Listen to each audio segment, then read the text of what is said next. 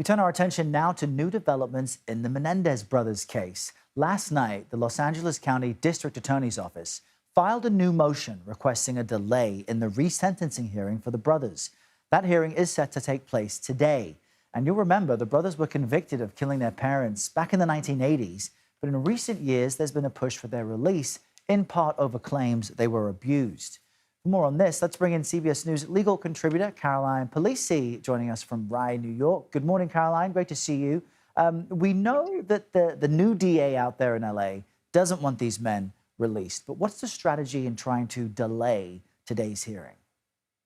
That's right, Errol. This has been a really long saga, complicated in part by this transition between two DAs. What was set to happen today, just to recap, is a resentencing that was actually initiated by the prior DA, George Gascon, in an effort to show that the brothers had been rehabilitated such that they should be resentenced and make them eligible for parole.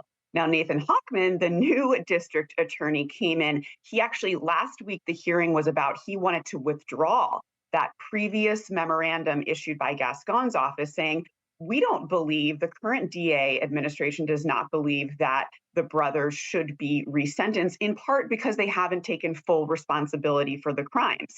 Now, today, the judge, or last week, the judge had ruled, nope, we're going forward. The train has left the station. I will hear evidence regarding a potential resentencing.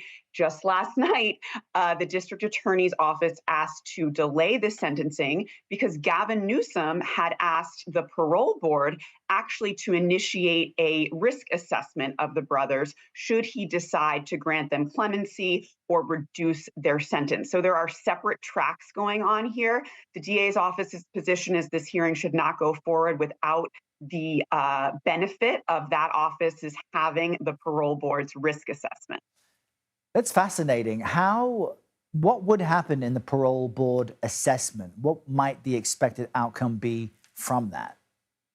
Yeah, so if any two of these tracks work out, either a resentencing, if the judge rules that, the brothers had received a sentence of life without the possibility of parole, in part because of these really aggravating factors regarding the murders, including premeditation, they were not allowed to submit a lot of evidence of the abuse that they allege had been taking place, which played into this imperfect self-defense defense that they wanted to put on at the time of the second trial. So the current DA is really harping on the brothers' lack of really acceptance of responsibility. And he claims that they have been lying about that self-defense defense for over 30 years that they've been in prison, and he would like them to take responsibility.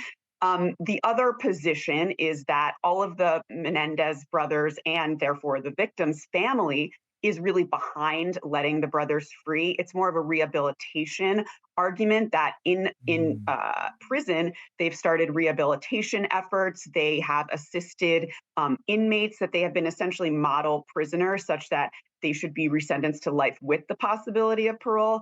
And the parole board, then part of that risk assessment would be whether or not they feel they are still or would be a danger to society if they were let out. Fascinating to hear about the different avenues and angles this still could take. If the resentencing hearing does happen today, what argument will the Menendez brothers make? Is it along the lines of what you've said, that they've helped other inmates, they've rehabilitated, and that they were abused in the first place by their parents way back when? Yeah, Mark Garagos, the men's new attorney, has stated that he will likely put on witnesses. So this will be a mini trial of sorts. He plans to put on a corrections officer that knows the brothers well, can attest to their really model behavior in prison, a former inmate who says he was really mentored by the brothers during his time there. And then family members that believe that the brothers have been rehabilitated, showing their support. Remember, the family members of the brothers are obviously family members of the victims. So it is saying a lot that they have the full support of that family, saying that, because of these years of horrific abuse, that these brothers should at least have the opportunity to potentially live some life outside of prison. Wow. All right. We will certainly watch this closely. Caroline, thanks for joining us this morning. Appreciate your insight. Thanks, Sarah.